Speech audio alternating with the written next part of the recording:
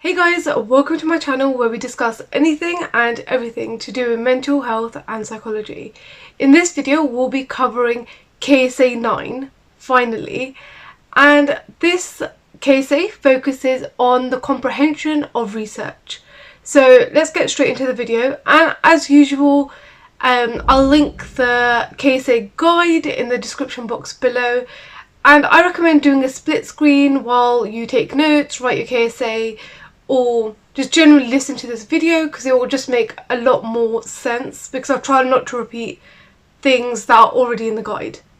So let's get straight into the video, and let's start with what it's asking us. So it's asking us for three main things. The first is whether we know how to read, analyse and discuss research, and that's published articles. Second, it's asking us whether we understand the implications of research.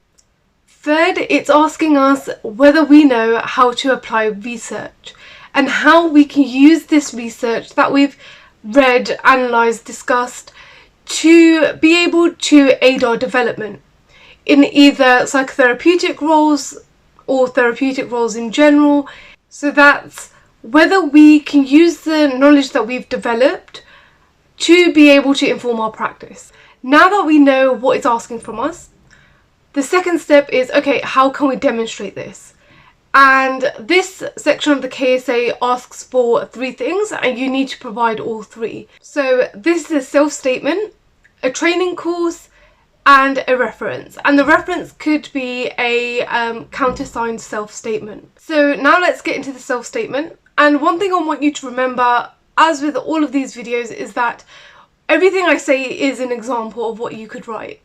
If you think of stuff that maybe relates to your experience you think is really important to write about, just write about it. If you think is relevant to this criterion, because again, I didn't write about every possible thing and I don't have every possible experience. So if anything specific to your experience that you feel like really demonstrates your comprehension of research, add it in even if I don't mention it. And now that the disclaimer's out of the way, let's get into what I've written in my self-statement. So first, acknowledging that most courses, most formal assessments or formal training courses will have assessed this. So critical review, literature reviews, dissertations, projects, those kinds of things are going to be really good demonstrators of how your knowledge and understanding and skills within research has expanded. So if you've done an undergraduate, you've done a diploma, you've done anything that required you to write coursework based on areas of psychology or mental health or clinical psychology, will have assessed this. So acknowledging that, what I spoke about first was how I've developed this knowledge over time.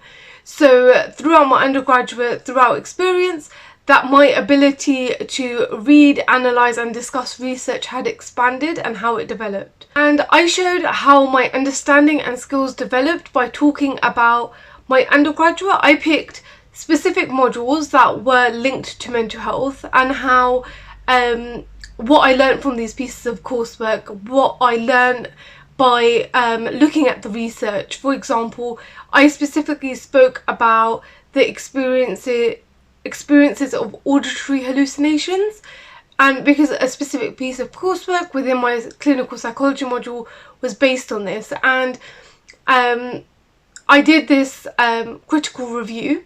So I spoke about how that led to my knowledge and awareness of the experience of hearing voices was different across cultures, and allowed me to consider the cultural implications on mental health experiences, for example. And that's just related to a piece of coursework I did. So if you have a piece of coursework you can think of, then I would put that in there. I also spoke about how I understood the implications and the importance of understanding the implications of this research. So then I spoke about that piece of coursework, how it's influenced my practice and how it's influenced my understanding, as well as highlighting the importance of research and how research can can really inform your practice.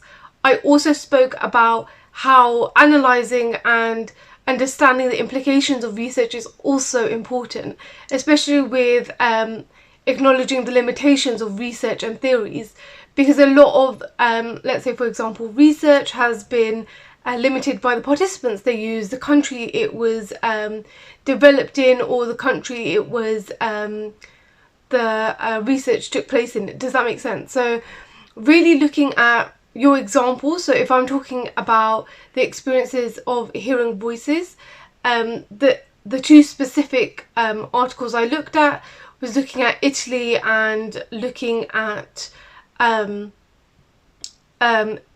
hearing voices within the UK and the experiences. So then I also spoke about individual differences and the importance of looking at individual differences within practice. But then I also spoke about how some research and theories, because a lot of the research, if you've looked at it, it focuses on mostly male white participants, especially the really traditional theories, or they've focused on Western cultures. So I've spoken about how the mental health service within the UK is very diverse, and if you've worked in diverse places, maybe you could talk about that, and how you've had to maybe while in practice you've had to focus on adapting certain theories or models just because it didn't fit with the client that you're working with, and how you have to really get to know the person, get to know the individual, and then based on that use your clinical judgment to be able to adapt that. Does that make sense? So you're really acknowledging the limitations of research within real world practices. For example, even if you consider randomized control trials and then compare that to actual real life practices. Does that make sense? So just use what just reflect on the coursework that you've done and the research that you've done, or even like the dissertations you've done, and really reflect on that and see how has that influenced your practice? How has that made you more aware of the implications of research? And how has maybe your understanding of other kinds of research theory really made you consider the real life implications within your practice? Similar to that, I also spoke about how when I've been stuck within my practice, I've used research and the evidence base that's out there to be able to really inform my practice and develop my practice. To get an example for this, you might want to reflect on your practice and how maybe you've come across a barrier or become stuck in your practice, and you went to research to be able to find out more information to be able to address that knowledge gap that you've discovered. So I really reflected on my experiences and picked topics and spoke about those topics in detail. I also reflected on my practice and reflected on how theory and practice has developed, but then how some models and some practices have left long-lasting impact on, let's say, mental health services in general. So for example, you might have learned about the medical model and different types of mental health models, and how, because a lot of the models were in place or recommended or were almost like the dominant model when certain people trained, so how they've actually had longer lasting effects on the mental health system. For example, how things have developed from the medical model and now developed into a more biopsychosocial model where it's considering the person as a whole. And I've also spoke about how it has had impact, and it has had or I have seen it within certain teams, but then I also spoke about how that just demonstrates to me that it's important to be on top of keep on top of research and continually train and continually learn. So it's important to actually, even after you've practiced, keep on top of developments or on top of learning that are in the practice and keep up to date with best practice. So to translate that into your practice as a therapist, what you would do is say how that would or how that demonstrates your commitment to learning, your commitment to developing, your commitment to CPDs, your commitment to evidence-based practice, and almost your commitment to continually learn and develop. So you almost show an understanding that even after you've qualified, that you will continuously learn, and over time practices do develop. And through that, while you're also considering the impact and the implications of certain theories that were highlighted in the past or recommended in the past, and how that has developed, you're also showing your ability to be critical and evaluative. And it also shows that you have careful consideration and evaluation of research and theory. So within that, you're showing your appreciation of research and how it is useful, but then also showing how there needs to be also consideration about the implications, which includes the real-world application of research. Within this, to also show your comprehension of research, you might want to talk about how you designed research and you conducted research of your own, and you developed your understanding of a research area, you found a gap within research, and how you address limitations, or was there any limitations that you highlighted within your, let's say, dissertation or your project somehow. You might also want to talk about how maybe your understanding of research has developed through research modules, so you've learned and developed more sophisticated ways of conducting research. You've conducted qualitative, quantitative, or you appreciate both and you see the need for both.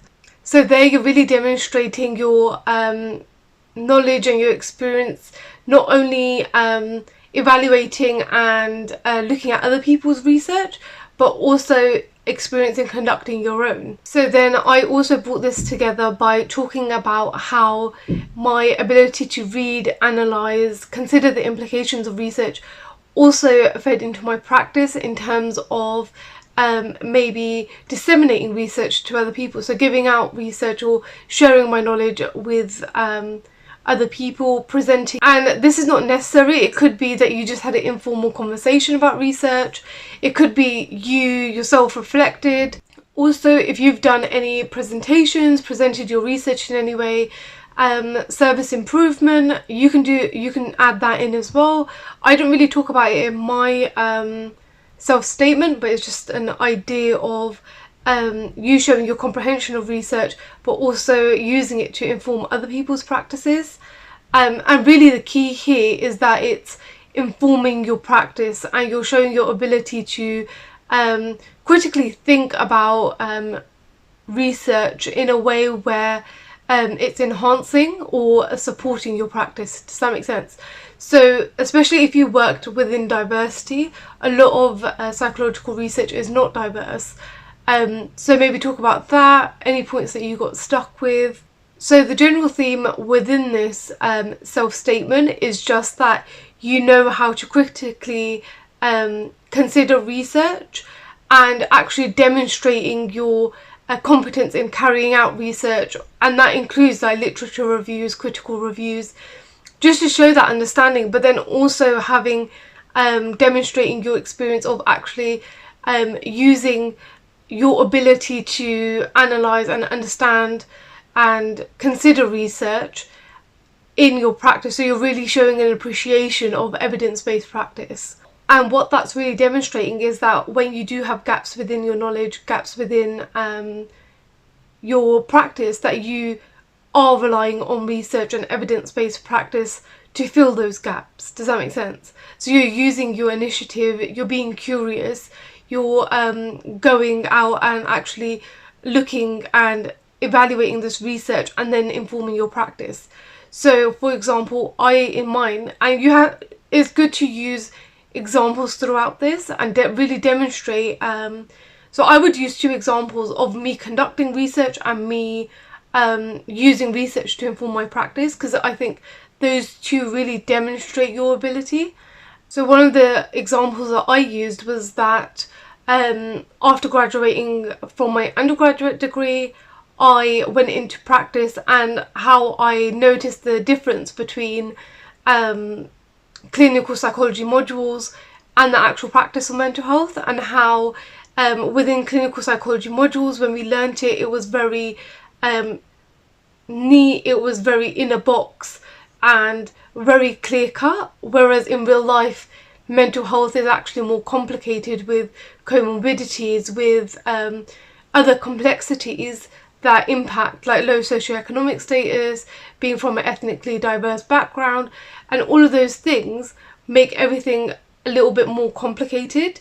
So then I spoke about that, and how so specifically I used the example of PTSD, and how I was faced with actually the reality of dissociation, which I had never seen before, in terms of like flashbacks.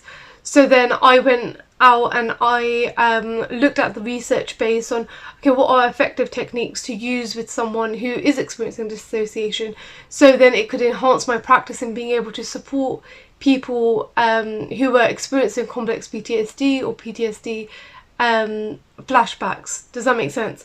So I acknowledged the difference between clinical psychology modules, because we did go through PTSD and trauma, but then I noticed the difference between what I learn on a theoretical level and my practice that I was faced with, and how I went and addressed that knowledge gap, acknowledged that knowledge gap, spoke about it in supervision, and then went away to actually look at the evidence base and addressed my knowledge gap through the evidence base. So then I realised grounding techniques work really well. So then I started practicing and learnt grounding techniques, learnt the theory behind it, and really got to know the skills and become competent in the skills and use them within my practice. And then I used those practices and taught those practices to the young people that I was working with at the time. Yeah, so that's it for the video, guys. Hopefully it was useful, and hopefully it helps you to write your own self-statement for Criterion 9. If you have any comments, questions or concerns, please leave them down in the comments and I'll reply as soon as possible. And yeah, don't forget to like, subscribe, share the video if you found it useful. Yeah, and see you guys in the next one.